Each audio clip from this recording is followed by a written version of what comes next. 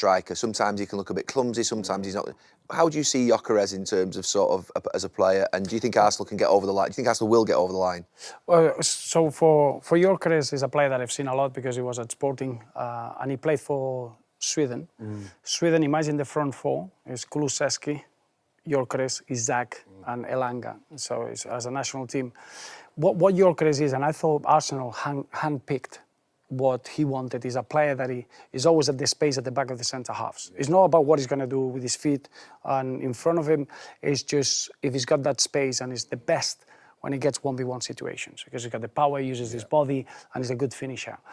I always felt that, and probably 20 years ago when you were playing, you knew that the teams that they were competing to win the league, the foreigners were coming to a second, like a bottom 10 team, and then after 2 years they would come to Arsenal, to United, because you got a period where you need to almost find the physicality, adjust to what the league is, and I find Šeško, Gyökeres, they are in that period. Yes. Gyökeres, on top of it, is an incredible psychological task. When he's been already in this country at Reading, I never got the opportunity to get into a Premier League club. He had to go to Coventry. So as a human being now he's gone to Portugal, comes back.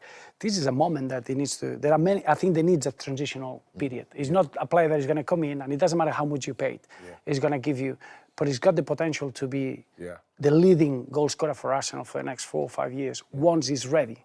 And I think the game against Spurs show you what he can do when the space is there and when the style suits him. But I think what Mikel Arteta has done is he brought a player that he didn't have for those sort of games, whatever it is, the one that you need to use the contact in the box to score goals, the one that you need to explore the space. You know what? But I think he's got everything to be able to cope with that. You know what I like? I want to ask you about Victor Gyökeres. 8 goals in his last 12.